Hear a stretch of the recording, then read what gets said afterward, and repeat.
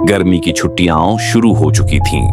नेहा अपने बेटे आरव और बेटी आरुषि के साथ अपने मायके यानी अपने बचपन वाले गांव धोलापुर जा रही थी।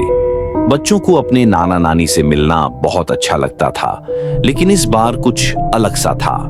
नेहा ने अपनी मां को अपने आने की कोई खबर नहीं दी थी। वो सोचा करती थी कि इस बार सरप्राइज दूंगी, लेकिन गांव पहुंचते ही अजीब सी खामोशी ने सबका स्वागत किया। मां ने हमेशा की तरह फोन क्यों नहीं किया? आरव ने पूछा। पता नहीं बेटा, शायद तबीयत ठीक नहीं होगी। चलो अब चलकर मिलते हैं। जब वो लोग पुराने लकड़ी के दरवाजे तक पहुंचे तो वो थोड़ा खुला हुआ था। नेहा ने अंदर झांका। पूरा घर सुनसान और धूल से भरा पड़ा था। वो हैरान रह गई। मां, हम आ गए, उसने आवाज लगाई। कोई जवाब नहीं। तभी ऊपर की सीढ़ियों से किसी के पैरों की चरमराहट सुनाई दी। तीनों की नजरें उस ओर गईं। वहां उनकी नानी खड़ी थीं, लेकिन कुछ अजीब था। उनका चेहरा थका हुआ नहीं, बल्कि बिल्कुल भावहीन और बुझा बुझा था। आंखें एक तक देख रही थीं। अंदर आ जाओ, उन्होंने धीमे मगर भारी आवाज में कहा। नेहा बच्चों को लेकर अंदर आ गई, लेकिन बच्चों को नानी से डर लगने लगा।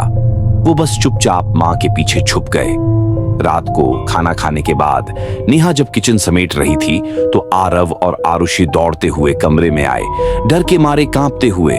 मां, ऊपर वाले कमरे में कोई और है। आरुषि रो रही थी। क्या मतलब? हम बॉल लेने गए थे, वहां नानी नहीं थी, कोई और थी। उसका चेहरा उल्टा था और वो दीवार पर रेंग रही थी। नेहा का खून ठंडा पड़ गया। वो दौड़कर अपनी मां के कमरे में गई, लेकिन वहां कोई नहीं था। फिर अचानक पीछे से दरवाजा बंद हो गया। एक डरावनी आवाज गूंजी। नेहा, अब तेरा नंबर है। नेहा ने पलटकर देखा। उसकी मां नहीं, बल्कि काले कपड़ों में एक परछाई खड़ी थी, जिसकी आंखों से काला धुआं निकल रहा था। तू भी छोड़ गई थी मुझे, अब मैं सबको छोड़ूंगी नहीं। कौन? नेहा डर के मारे कांपने लगी। मैं वो हूं जिसे तेरी मां ने कभी गांव के कुएं में बंद कर दिया था, सालों पहले, लेकिन अब मैं लौट आई हूं तेरे खून से खुद को जिंदा रखने। तभी आरव पीछे से जोर से चिल्लाया, नानी! एक तेज चमक हुई और नानी का असली रूप सामने आया, कमजोर और कांपती हुई। नेहा, मुझे माफ कर दे। मैंने तुझे नहीं बताया कि मैंने एक बार उस चुड़ैल को कुएं में बंद किया था। अब वो मुझे अपने बदले के लिए इस्तेमाल कर रही है। नेहा ने हिम्मत जुटाई। उसने मंदिर से लाई हुई राख उठाई, जिसे वो हमेशा अपने बैग में रखती थी, और उस परछाई पर फेंक दी।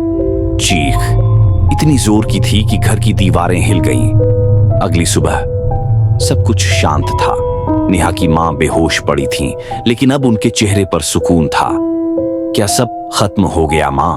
नेहा ने पूछा। नहीं बेटी, परछाई कभी पूरी तरह खत्म नहीं होती, बस छुप जाती है।